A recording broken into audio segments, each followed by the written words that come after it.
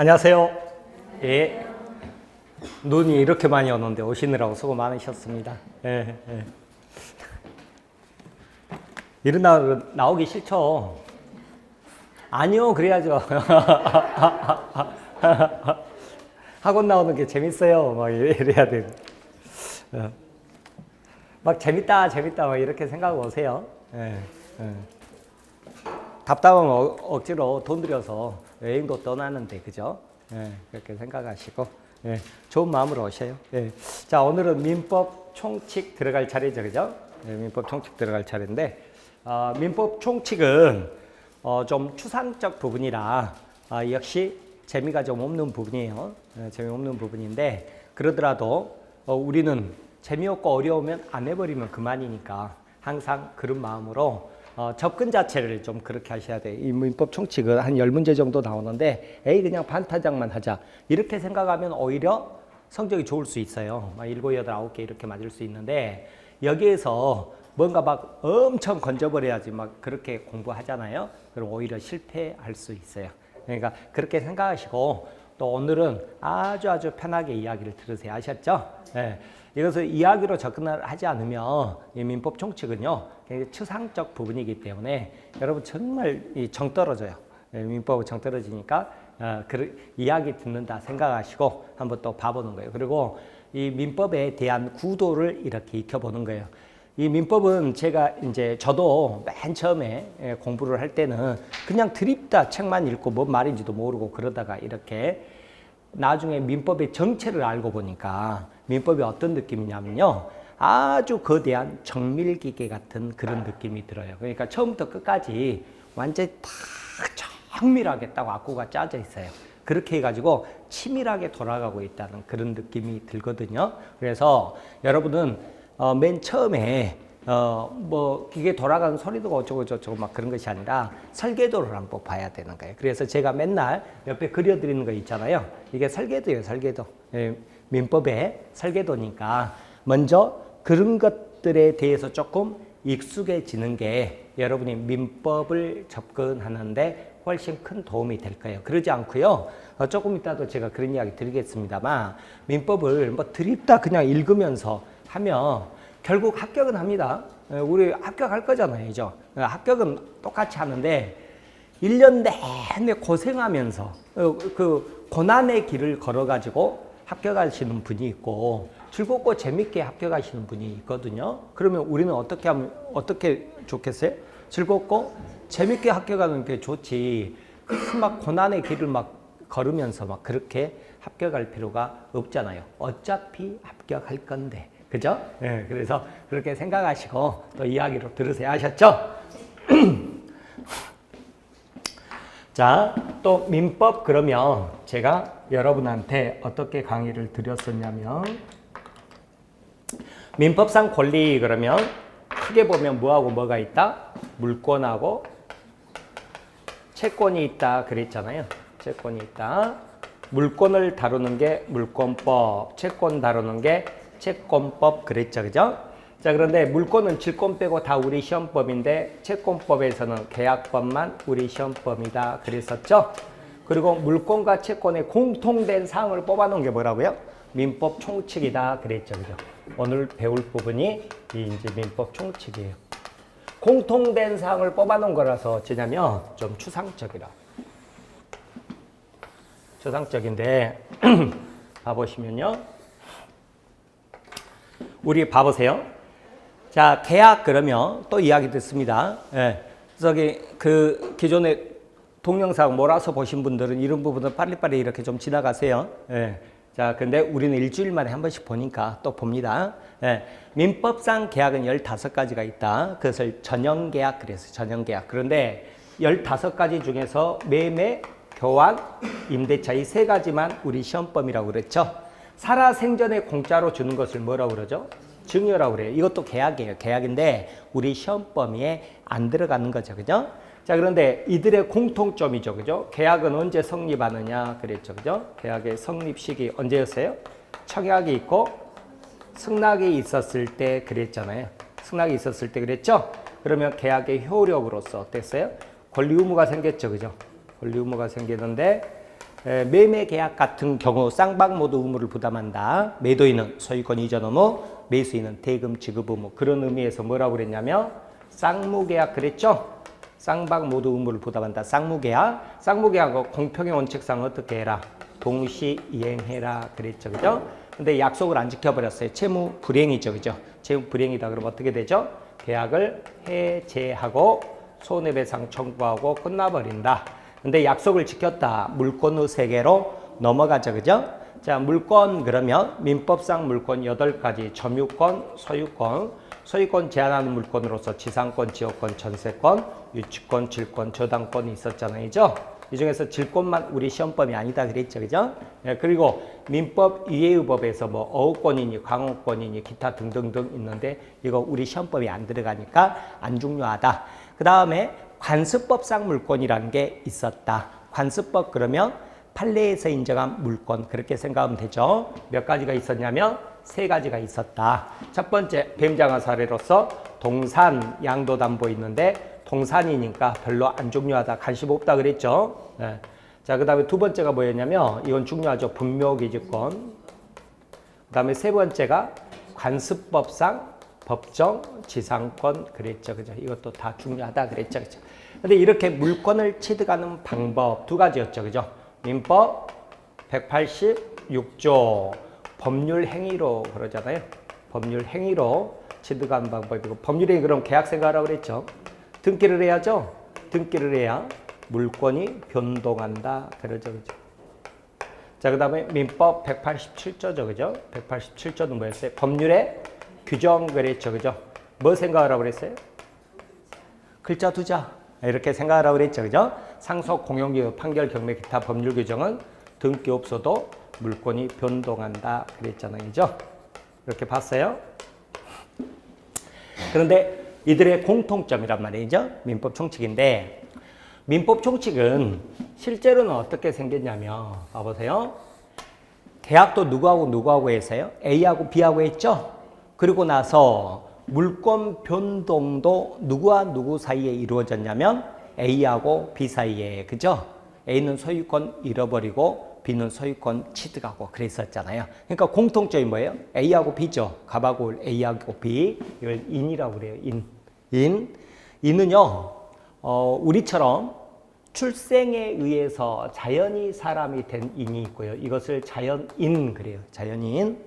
그 다음에 법으로 사람을 만들어 놓은 게 있어요. 이게 뭐예요? 법인 그러는 거예요. 법인. 법인 그래요. 법인 그러는데 법인은 또 크게 보면 2가지가 있어요. 사람이 모이는 사단법인이 있고요. 그 다음에 돈이 모이는 재단법인이 있어요.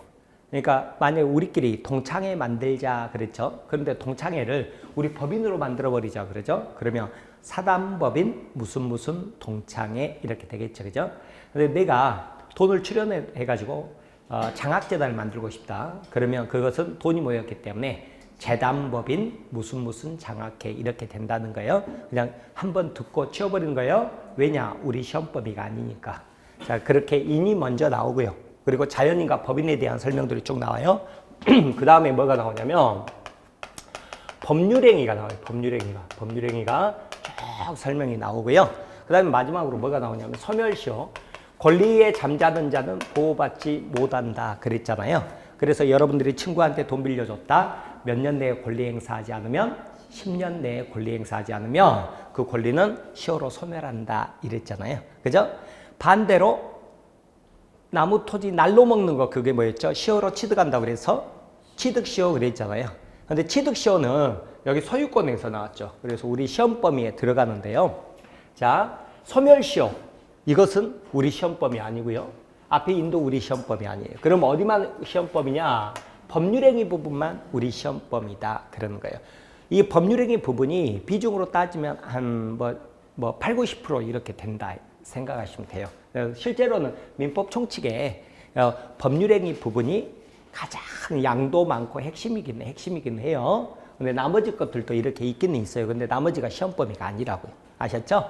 그래서 우리 그 교과서 같은 것 보면 민법 총칙이라고 나와 있는 교과서도 있는데 법률행위라고 이렇게 나와 있는 교과서도 있는 이유는 그래서 그러는 거예요. 자, 그렇게 하시고 봅니다. 우리 나중에 우리 이제 교재 나올 때도 뭐 민법 총칙이라고 나올 수도 있고 법률행위라고 나올 수도 있고 그런 거예요. 그러면 법률행위만 우리 시험범위다. 아셨죠? 네, 먼저 알고 가는 거예요. 법률행위만. 자, 그러면 법률행위 그랬는데 법률행위는 또 성립 요건이 있고요. 그 다음에 효력 요건이 있어요. 효력 요건. 우리는 항상 성립하고 효력하고요. 이렇게 나눠서 생각합니다. 나눠서 생각하는데 자, 이것도 뭐냐 그랬더니요. 여러분 저하고 처음 만났을 때 그죠? 첫날 첫 시간에 제가 무슨 강의 드렸었냐면 A가 여기 강남구 100번지 부동산 그랬죠. 그죠? 100번지 부동산을 3억 원에 팔게 그랬죠? 팔게. 그러니까 B가 좋아. 내가 그 부동산 3억 원에 살게 그랬잖아요. 그럼 계약서 쓰자 그랬죠. 그래서 계약서를 이제 썼습니다. 계약서 쓸 때 100번지 부동산 3억 원에 3월 1일 날 계약금 3천, 4월 1일 날 중도금 1억 2천, 그 다음에 5월 1일 날 잔금 1억 5천 그랬죠. 그죠? 자, 이런 식으로 갔잖아요. 이렇게 갔으면 계약금하고 중도금은 선행이라고 했나요?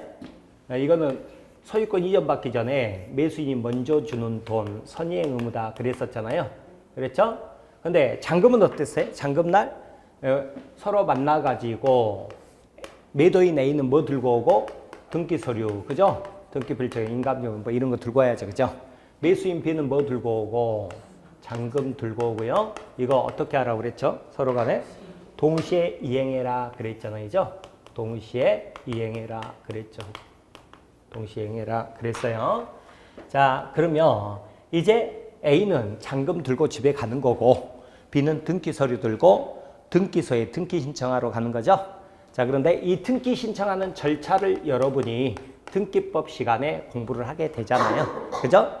자, 이것은 위조 방지 때문에 어떻게 하라고 그랬어요? A, B가 공동으로 출석해서 서면 신청 이렇게 하도록 돼 있죠. 위조 방지 때문에 그러죠. 그죠? 근데 어느 한쪽에서 안 해준다 그러면 판결위에서 단독 신청 그렇게 간다고 그랬잖아요. 근데 A가 실제 사례에서 공동으로 출석해 주려면 귀찮잖아요. 그래서 어찌냐면 B에게 위임장을 줘버리죠. 그러면 위임장 주는 것을 대리라고 그래요. 그래서 그때는 B가 혼자 가더라도 매수인으로서 자기 매도인의 대리인으로서 그렇게 가기 때문에 혼자 가도 뭐예요? 공동 출석 서면 신청이 되는 거고요. 또 B도 귀찮다 그럼 법무사 한 사람한테 어떻게 해요? 서로 간에 위임장을 줘버리죠. 위임장 주는 걸 뭐라고 한다고요? 대리 그래요. 대리. 우리 다음 주에 공부하게 될 거예요. 그럼 이렇게 쌍방 대리를 하죠. 그래서 법무사가 혼자 가지고 뭐예요? 공동 출석 서면 신청이 되는 거예요. 그러면 이제 등기부에 기재하는 거 있죠. 그죠? 기재할 때 어떻게 기재해요? A에서 B 앞으로 소유권 이전에서 소유자 B 이렇게 되잖아요. 그러면 전 등기 말소해요, 안 해요? 안 한다고 놔둔다고 그랬죠? 그래도 여러분은 물권이 변동돼서 현재 소유자는 B구나. 즉 A는 소유권을 잃어버렸고요. B는 소유권을 취득했죠? 이렇게 읽으라고 그랬죠. 그죠? 즉 물권이 발생, 변경, 소멸한다, 변동한다 이렇게 읽으라고 그랬죠. 그죠? 아셨죠? 여러분 그 공시법 시간에 배우는 이 등기법 있죠. 공시법 시간에 등기법 있잖아요. 등기가 뭐냐면 크게 보면 두 파트예요. 뭐냐면 등기 신청하는 절차. 그 다음에 두 번째 등기부가 이제 적어졌죠. 그랬을 때 이게 어떤 식으로 여러분이 읽어야 되느냐. 그렇게 두 가지예요. 아셨어요? 그렇게 보시기 바랍니다. 자, 이러면 여기까지 하면 우리 이제 민법 전부 다 한번 끝난다고 그랬잖아요. 그러면서 우리가 여기다가 이제 이름을 붙여봤는데 3억 원에 팔게 이걸 뭐라고 그랬어요? 청약이라고 그랬죠. 청약. 청약은 의사표시의 하나다 그랬죠. 그 다음에 살게 이걸 뭐라고 그래요? 승낙이라고 그랬죠. 승낙. 이것도 뭐예요? 의사표시의 하나다 그랬죠. 그죠?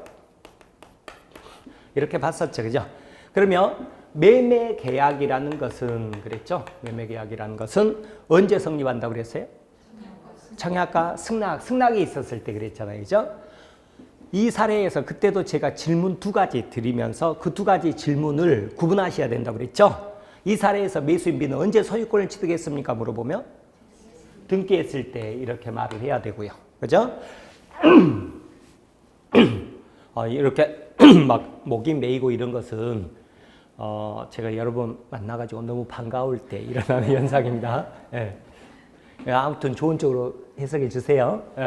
아무튼 두 가지 질문이 있다. 첫 번째, 소유권 언제 취득하느냐? 등기했을 때 이래야죠. 그죠? 두 번째, 매매 계약. 계약은 언제 성립하느냐? 그랬더니 청약과 승낙이 있을 때. 아셨죠? 계약이 언제 성립하느냐? 그죠? 그 다음에 물권을 언제 취득하느냐? 이 문제란 말이죠.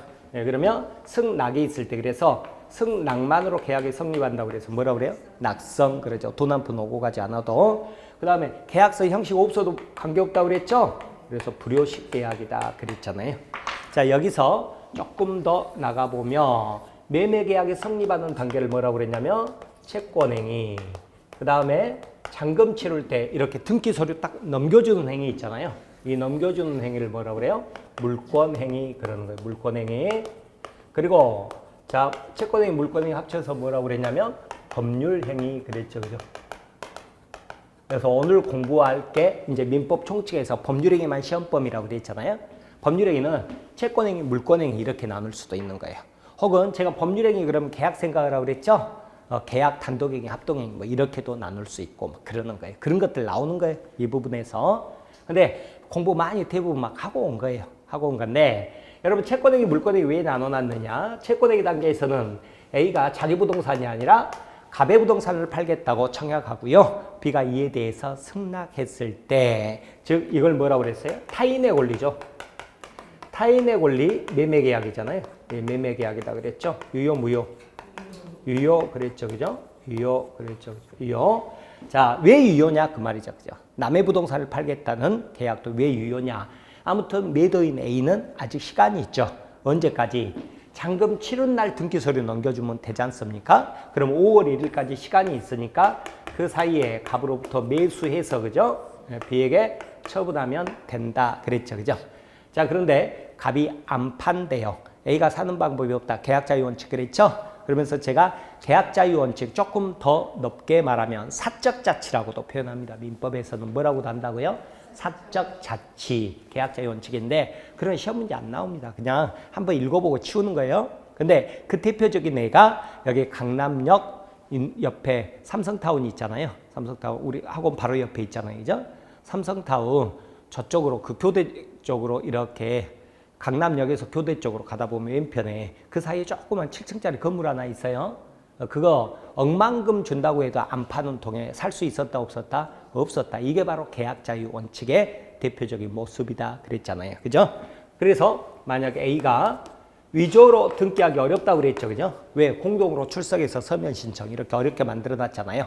하지만 그 틈을 비집고 위조로 등기를 해버렸을 때 문제죠. 그죠? 예, 우리나라는 국민들이 똑똑한 사람이 많아서 특히 나쁜 쪽으로 이렇게 발달한 사람들이 좀 있어요. 그래서 이런 거 한다고 그랬죠. 그죠? 그러면 얘는 뭐였어요? 권리 취득할 수 없었죠? 그죠? 나쁜 놈을 보호할 필요가 없다. 그런데 문제는 뭐냐면 위조된 등기부를 믿고 그죠?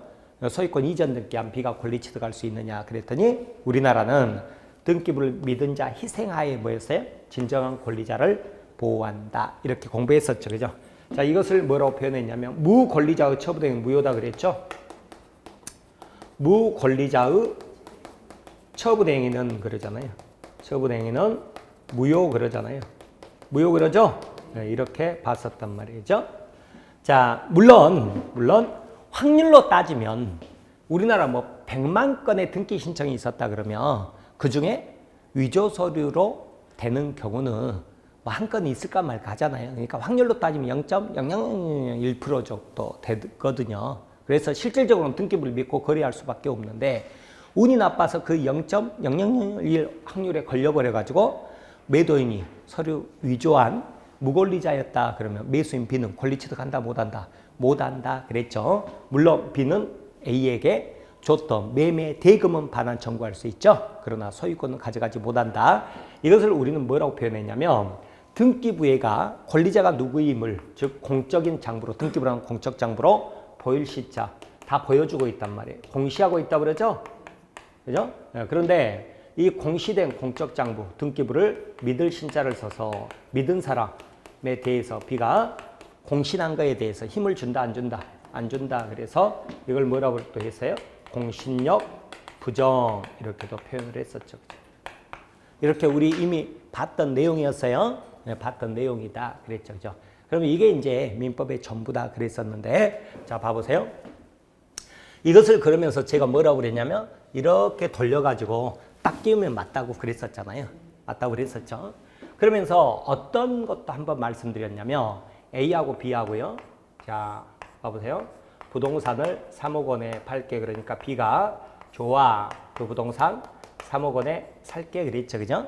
그러면 계약하면 법률행위 그런 계약이라고 그랬는데 성립하는 단계가 있고 그 다음에 효력이 발생하는 단계가 있다. 그러면서 3억 원에 팔게 그랬는데 1,000만 원만 깎아줘. 2억 9천에 살게. 그럼 뭐라고 그래요? 뭐라고 그러죠? 즉 청약과 승낙의 의사표시, 합치, 합의, 계약 성립 다 똑같은 말이라고 그랬잖아요. 그죠? 그러면 지금은 뭐예요? 불합치, 불합의, 불성립이란 말이죠. 불성립이죠. 그죠? 예, 그래서 이 경우는 무효다 이런 말이 나오는 게 아니라 처음부터 뭐예요? 아예 성립하지도 않았다. 불성립 이렇게 되죠. 불성립 이렇게 되는 거예요. 자, 그런데 어떤 경우가 있냐면 B가 조폭이었다. 그래서 A한테 너 좋은 말 할 때 3천만 원에 팔아. 그러니까 A가 부들부들 떨면서 그죠? 부들부들 떨면서 3천에 팔게요. 그러니까 오 잘했어. 좋아. 3천에 살게 그랬단 말이에요. 그러면 일단 뭐죠? 청약과 승낙 의사표시 합치가 있죠. 그죠? 합치가 있으니까 계약은 성립한 거예요. 성립했는데 그 다음 효력이 어떻게 되느냐 그러면 유효냐 무효냐 취소냐 이렇게 나뉜다고 그랬죠. 취소냐. 근데 이 경우는 자 협박한 것을 강박이라고 그래요. 강박은 취소할 수 있다 이렇게 해놨어요. 취소 사유 이렇게 가는 거예요. 그래서 구분해야 돼요. 또 어떤 경우도 있냐면 자 A가 3억 원에 팔고 싶었죠. 근데 청약서 편지로 청약서 쓰면서 공짜 하나 잘못해서 빼버려가지고 3천만 원에 팔게 이래버렸단 말이에요. 그러니까 B가 이게 웬 떡이냐 하고 얼른 3천만 원에 살게 승낙해버렸죠. 그 경우도 어때요? 청약과 승낙 의사표시 합치가 있기 때문에 일단 뭐였어요? 성립했죠. 그죠? 성립했는데 이 경우가 바로 착오란 말이에요. 착오인데 착오는 일정한 요건을 갖추면 어떻게 할 수 있어요? 취소할 수 있다. 이렇게 돼 있어요. 그래서 성립 요건과 효력 요건을 구분해야 되는 거예요. 성립 요건. 그러니까 유효, 무효, 취소는 언제 나오는 거예요? 성립한 다음에 나오는 거죠. 여러분 이런 지문 자체가 시험 문제에 나와요. 만약에 불성립이다 그러면 무효라는 게 나올 수가 없겠죠. 그렇죠? 그러니까 성립하지 않았을 때는 무효라는 게 나올 수가 없다. 뭐 무효행위 전환, 뭐 무효행위 추인 이런 게 나올 수가 없다. 이런 것들을 나중에 시험 지문으로 나오기 때문에 그런 것을 앞으로 문제를 풀기 위해서 그 전 단계로 이런 것들을 공부하는 거예요. 그래서 성립하고 효력 나눠지는 거예요. 자, 여기서도 마찬가지죠. 뭐예요? 민법, 총칙은 법률 얘기만 그 시험범위라고 그랬는데 다시 어떻게 나눴어요? 성립 요건, 효력 요건 나눴잖아요. 계약할 때도 마찬가지였죠. 여기 봐보세요. 계약 뭐였어요? 청약과 승낙으로 성립했다 그랬죠? 그죠? 그런데 또 뭐가 나와요? 성립한 다음에 그러면 효력이 어떻게 되느냐 이런 것들이 있잖아요. 이런 것들이 있죠. 성립 요건, 효력 요건 이렇게 나누는 거예요. 자, 그러면 일단 이제 봐보세요. 민법 총칙은 제가 계약과 물권의 공통된 사항이라고 그랬잖아요. 그죠? 공통된 사항. 그랬으니까 누구하고 사이에 계약이 있었습니까? A하고 B 사이에. 그죠? 누구하고 누구 사이에 물권 변동이 있었습니까? A하고 B 사이에 아까 그렇게 말씀드렸잖아요. 그리고 나서 자, 물권법에서는 물권이라는 용어를 썼잖아요. 그죠? 근데 민법 총칙은 계약과 물권의 공통된 사항을 뽑아놓은 것이니까 여러분 뭐라고 그랬죠? 아까 권리 그러면 물권과 채권으로 나눌 수 있다 그랬죠. 그죠? 그러니까 민법 총칙과 물권 변동이라고 특히 그렇게 말한 게 아니라 더 넓게 권리 변동 이렇게 용어를 쓰는 거예요. 그리고 변동 그러면 발생, 변경, 소멸 말하는 거고요. 아무튼 법률 행위가 성립하기 위해서 누구하고 A하고 B하고 이걸 뭐라고 표현하냐면 당사자가 그러는 거예요. 당사자가 자, 그 다음 두 번째. 자, 이처럼 강남구 100번지 부동산을 3억 원에 사고 판다는, 그죠? 매매한다는 목적을 가졌죠, 그죠? 목적을 가지고. 세 번째가 뭐냐면 청약이라는 의사표시, 승낙이라는 의사표시를 했죠? 의사표시를 했다 이러는 거예요. 그러면 법률행위가 성립했다 그래요. 근데 아직 의사표시를 안 했죠? 그러면 무효라고 하지 않고 뭐라고 한다고요? 불성립 이렇게 표현을 한다고요. 그러면 이제 다시 이렇게 성립한 법률행위가 유효하기 위해서는 당사자는요, 권리 능력이 있고, 그 다음에 의사 능력이 있고, 그 다음에 행위 능력이 있어야 된다 그래요. 행위 능력이 있어야 된다 이렇게 표현을 해요. 행위 능력이 있어야 된다 이렇게 표현하는데, 자, 이게 이제 뭔 말인지 한번 설명드릴게요. 물론 안 중요합니다. 왜 안 중요해요? 이는 우리 시험범위 아니라고 그랬잖아요. 안 중요해요. 그러니까 뭐 깊이 있게 공부할 필요 없이 그냥 이야기 한번 듣고 치우는 거예요.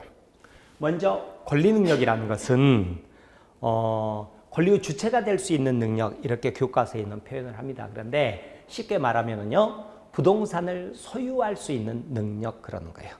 그러면 예를 들어서 엄마 뱃속에 있는 애를 우리는 태아라고 그러잖아요. 태아가 부동산 소유할 수 있느냐 그건데요. 여러분, 그 부동산을 소유하기 위해서는 뭐라고 그랬죠? 아까 등기를 해야 소유권 취득한다고 그랬죠? 그죠? 근데 등기부를 보면 매수인 B 이렇게 적을 때 세 가지를 적습니다. 여러분 등기법 시간에 등기부를 보면 나올 거예요. 뭐뭐 적냐면 첫 번째 성명, 이름 있죠? 성명. 두 번째 주민등록번호, 세 번째 주소 이렇게 적어요. 성명, 주민등록번호, 주소를 적는 거예요. 근데 태아는 주민등록번호 있어요, 없어요? 없죠, 그죠? 그러니까 부동산 소유할 수 없죠. 그러면 권리 능력이 없다 이렇게 표현을 합니다. 근데 엄마 뱃속에서 막 태어난 한 살 먹은 애기 있죠, 그죠? 얘 주민등록번호 있어요, 없어요? 있죠, 그죠? 그러면 등기할 수 있고 부동산 소유할 수 있다, 없다? 있다 그러잖아요. 그러니까 8살 먹은 애한테 건물을 증여했다. 그런 애도 다 뭐예요? 부동산 소유할 수 있기 때문에 그러는 거예요. 성명, 주민등록번호, 주소가 있으니까 그런 애들을 뭐라고 그래요? 권리 능력이 있다 그러는 거예요. 여러분 법인도 어때요? 법인도 회사가 부동산 소유할 수 있어요, 없어요?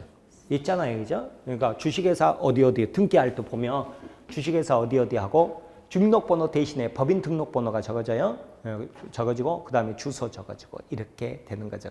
아셨죠? 그걸 뭐라고 그래요? 권리 능력이 있다 그러는 거예요. 한 살 먹은 애기도 권리 능력이 있는 거예요. 두 번째, 의사 능력이 있어야 유효하다 그러는데 의사 능력은 뭐냐면 사물의 변별 능력, 어떤 법률 행위를 했을 때 그 효과가 어떻게 발생하는지를 인식할 수 있는 능력. 그런데 그런 거 다 필요 없고요. 그냥 이야기 한 번만 들으면 띠라냐, 얘가 똘똘하냐 그거예요, 그냥.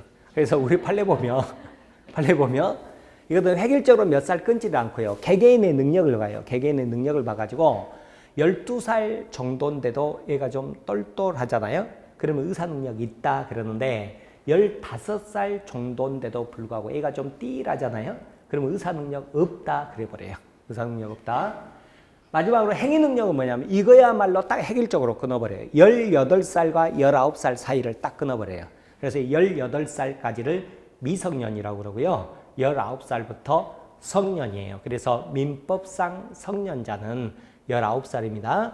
19살. 이것은 그냥 획일적으로 끊어버리는 거예요. 자, 그러기 때문에 어쩌냐면 지금 매매 계약을 했어요. 법률행위 그럼 계약 생각하라고 그랬잖아요.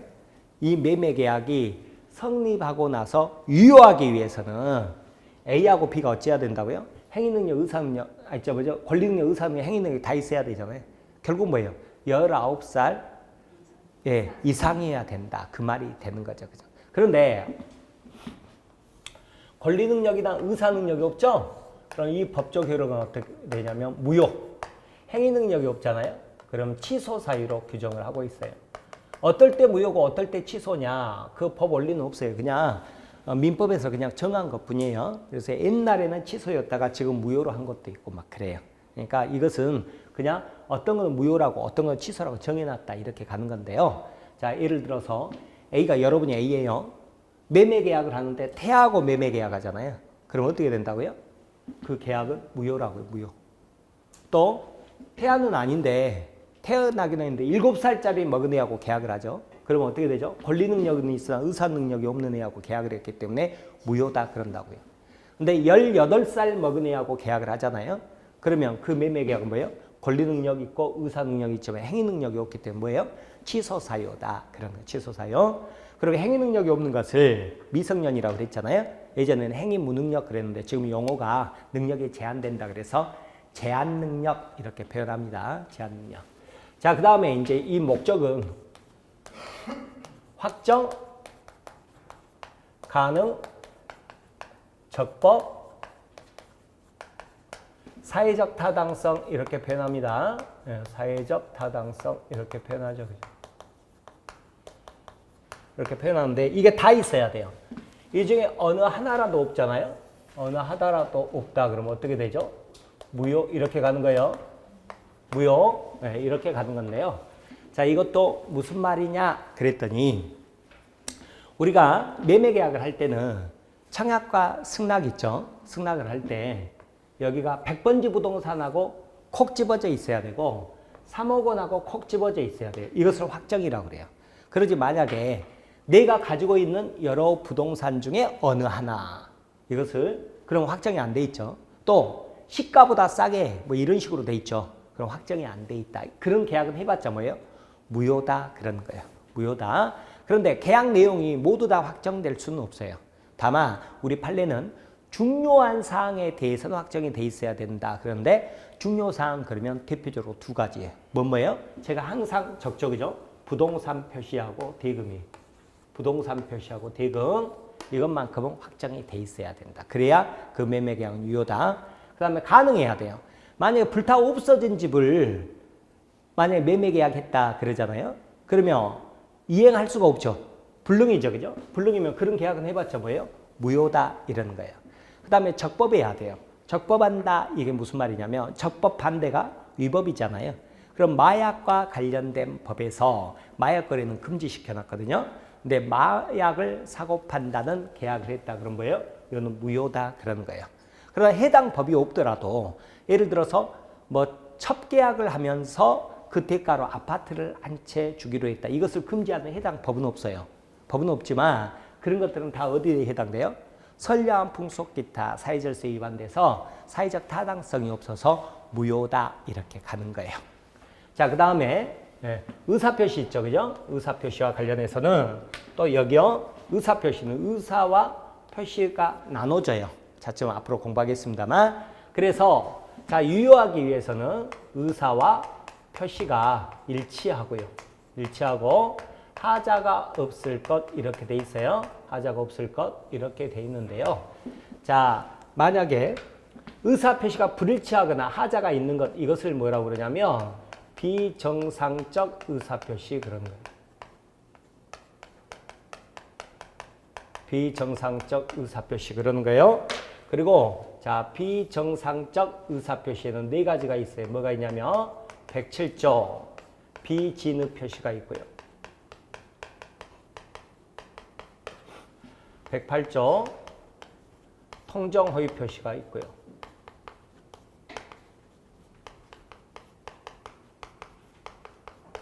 109조 착오가 있고요. 110조 사기 강박이 있어요. 이제 이렇게 규정을 해놨어요. 이렇게 규정해놨는데 또 이제 비진의 표시, 진의 아닌 의사 표시라고 하는데요. 여러분 제가 수업 끝나고 100만 원 드릴게요. 줄 것 같아요? 안 줄 것 같아요? 안 줄 것 같아요? 예. 제가 그걸 믿고 말씀드립니다. 예. 안 줄 것 같아요? 그러면 안 줘도 돼요. 근데 줄 것 같아요? 그러면 줘야 되는 거예요. 그래서 다음부터는 안 물어볼 거예요. 이게 뭐냐면 봐보세요. 저는 줄 마음이 없어요. 그러니까 줄 마음이 없어요. 의사는 줄 마음이 없다. 그런데 설명을 쉽게 하기 위해서 100만 원 준다고 표시를 한 거예요. 그러니까 의사 표시가 불일치하죠. 그죠? 그 불일치를 내가 스스로 알면서도 한 거예요. 의사 표시 한 자를 표제라고 그러는데 표제가 알면서 했다. 이것을 비진의 표시역은 진의 아닌 의사 표시 그래요. 근데 우리 법에서는 어떻게 해놨냐면 비진의 표시 원칙이 유효다고 해놨어요. 유효. 그러니까 여러분 줄 것 같은데요? 그럼 줘야 돼요. 근데 표자 비진우 표시임을 상대방 여러분이 알았거나 알 수 있었을 때 무효다 그러는 거예요. 여러분이 안 줄 것 같은데요? 그렇죠. 알았거나 알 수 있었죠. 그죠? 무효니까 제가 안 줘도 되는 거예요.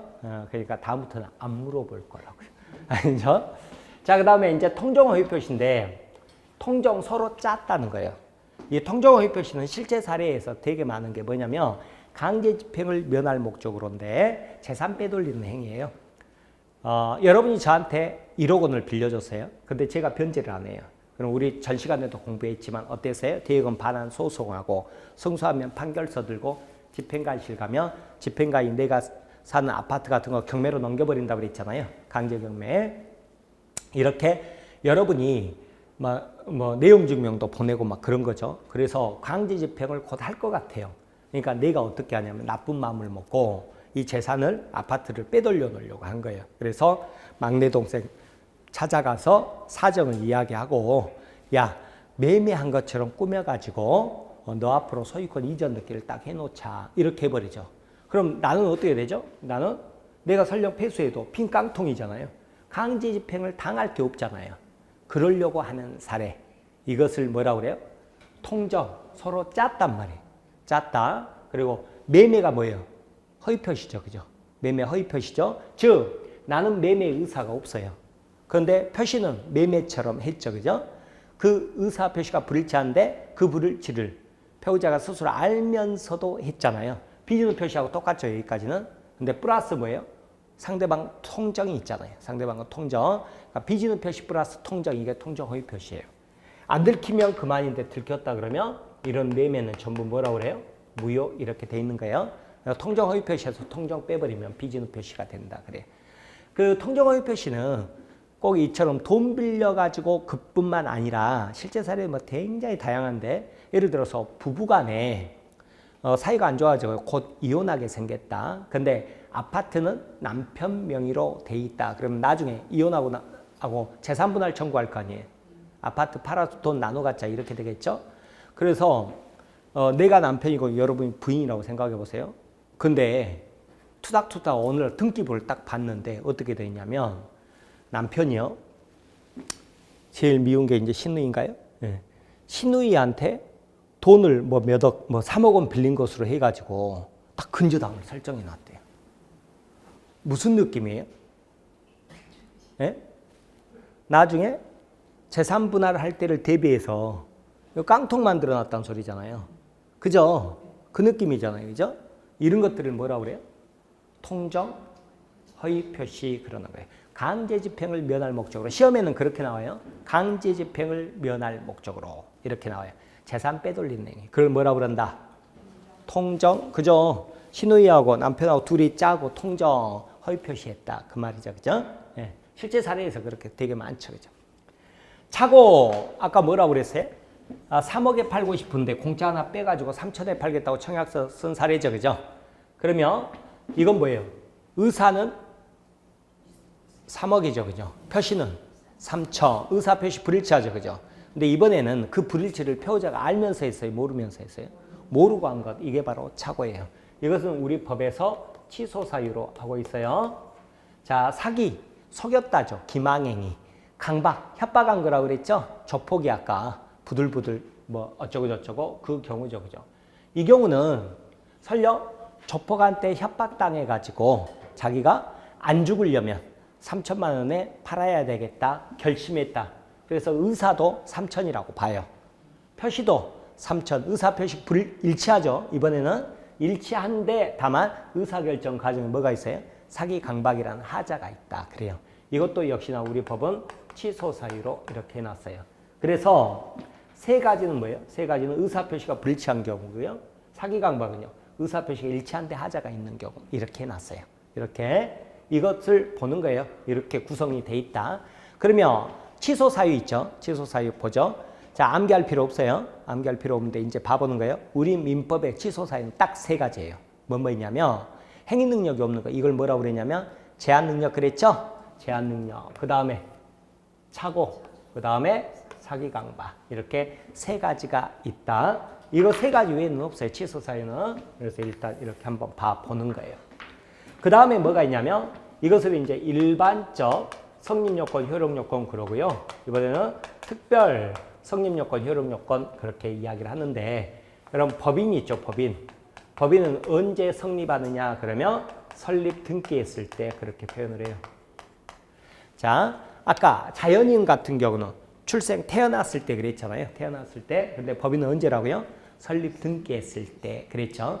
그러면 태아가 뭐예요? 태아가 내일 모레 곧 출산할 애기인데 엄마 뱃속에 있다 그러면 사람으로서 눈, 코, 입 다 생겼죠. 그죠? 근데 아직 출생만 하지 않는 상태를 태아라고 하는 것처럼 법인의 실체는 갖췄으나 아직 딱 설립 등기만 하지 않는 상태에 있잖아요. 그걸 뭐라고 그러냐면 권리 능력 없는 사단, 재단. 아까 법인은 사단과 재단이 있다 그랬잖아요. 그래서 권리 능력 없는 사단, 재단 혹은 비법인 사단, 재단 그렇게 표현을 해요.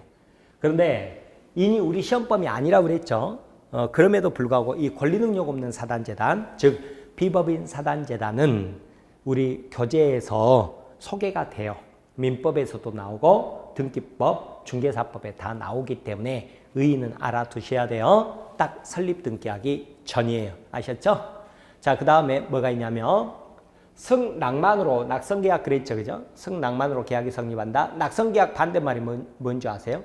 요물계약이에요. 요물계약. 돈을 줘야만이 계약이 성립하는 거. 요물계약 대표적인 예로 뭘 공부했었냐면 계약금 계약이 있어요. 우리는 계약금 계약에 따라서 뭐 할 수 있었어요? 배액상환하고 계약금 포기하고 계약 해지할 수 있다. 뭐 이런 것들 우리 계약법 시간에 공부했어요. 공부했는데 여러분은 그거 저번 달에 한 거예요. 11월 달에. 그러니까 당연히 기억이 안 나죠. 그죠? 네, 기억이 안 나요. 네. 1월 달 가면 또 강의할 거예요. 그때는 더 기억 안 나요. 왜냐하면 해가 바뀌어 버려가지고 작년에 했잖아요. 그죠? 그렇게 되죠. 그래서 계약금 계약에서는 어쨌냐면 이게 대표적으로 요물계약이다 그랬죠. 그래서 어쨌냐면 말로만 3월 1일 날 계약금 주기로 했다. 그런다고 해서 계약금 계약이 성립하는 게 아니라 전액이 통장에 꽂혀야 된다 그랬죠. 그래서 계약금 수수가 있어야 계약금 계약이 성립했다. 이렇게 가죠. 그런데 요물계약 반대말이 뭐라고요? 낙성계약이라고 그랬잖아요. 낙성계약은 언제 성립하죠? 청약과 승낙의 의사표시 합치로 그러잖아요. 그죠? 합치로 계약이 성립한다 그랬죠. 그죠?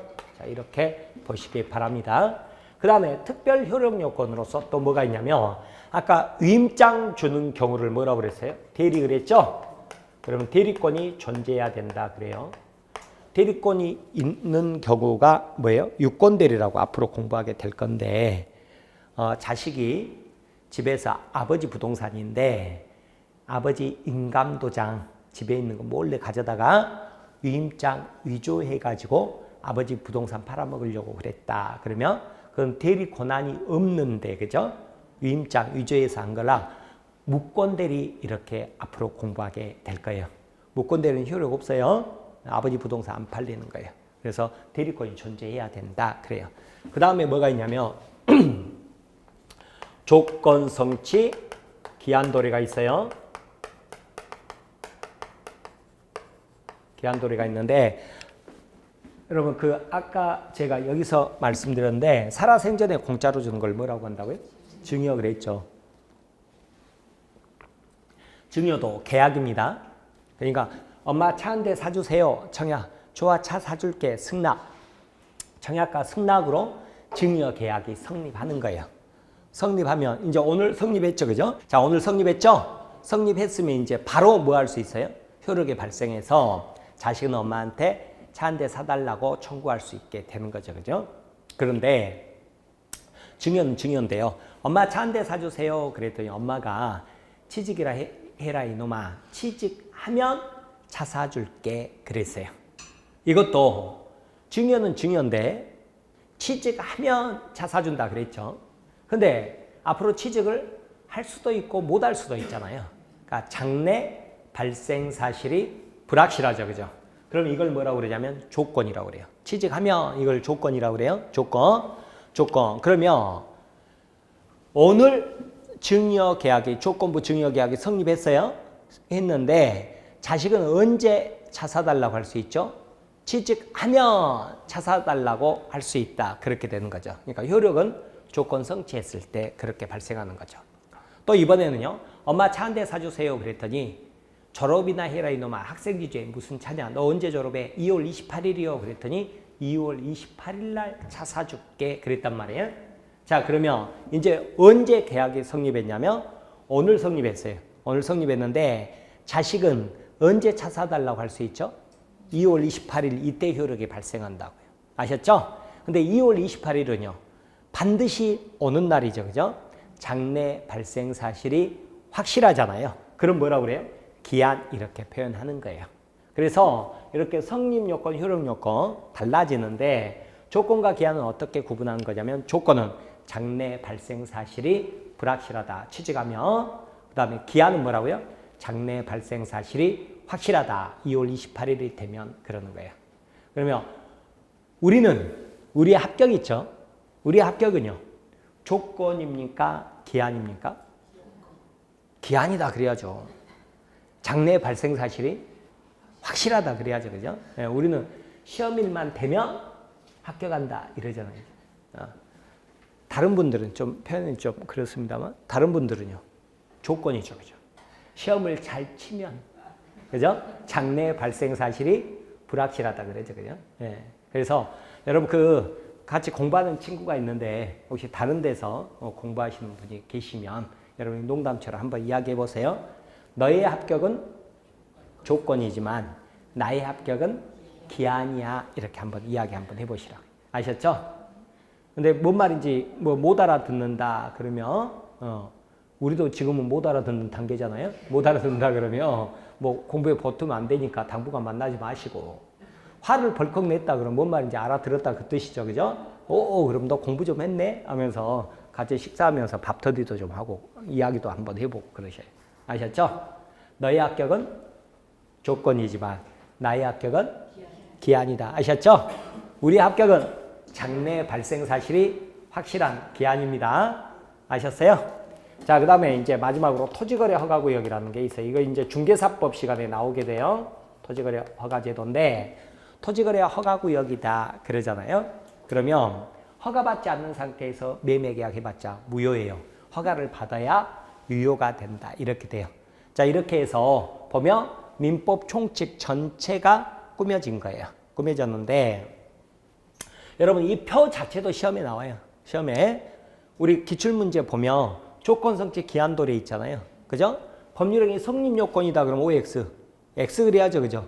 효력요건이죠. 효력요건. 이런 식으로 시험 문제에서도 나오기 때문에 아셔야 돼. 아셔야 되는데 억지로 암기하려고 하지 마세요. 1년 내내 하면 저절로 다 들어와요.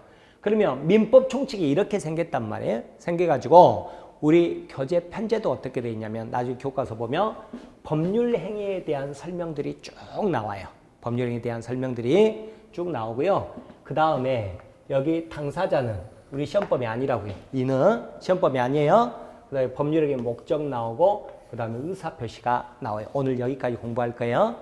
자, 그리고 나서 이제 뭐가 나오냐면 법률행위 대리, 그 다음에 법률행위 무효취소, 그 다음에 법률행위 조건 기한이 나와요. 이렇게 구성이 돼 있어요. 여기에서 10문제 나오는 거예요. 10문제. 10문제 나오는 거예요. 민법 물권이 15개, 계약이 10개 나온다고 그랬죠? 그리고 나머지 5개가 민사특별법 그랬잖아요. 근데 여기 민법 총칙은 추상적이란 말이에요. 추상적. 추상적이기 때문에 여러분이 가벼운 마음으로 공부를 하는 거예요. 반타작만 하자 이렇게 생각하고 공부하면 오히려 좋은 성적을 7, 8, 9개 맞는데 민법 총칙에서 내가 다 맞아버려야지 이렇게 가잖아요. 그러면 꼬여버려요. 스텝이 꼬여가지고 넘어진단 말이에요. 넘어져가지고 오히려 훨씬 성적이 안 좋을 수 있어요. 그러니까 여러분은 민법 총칙 애초에 마음을 그렇게 가벼운 마음으로 구도를 알면서 가자. 그렇게만 생각하시면 돼요. 아셨어요? 자, 그러면 10분 쉬었다가요. 이 법률 행위 부분에 대해서 강의 드리도록 하겠습니다. 10분 쉬세요.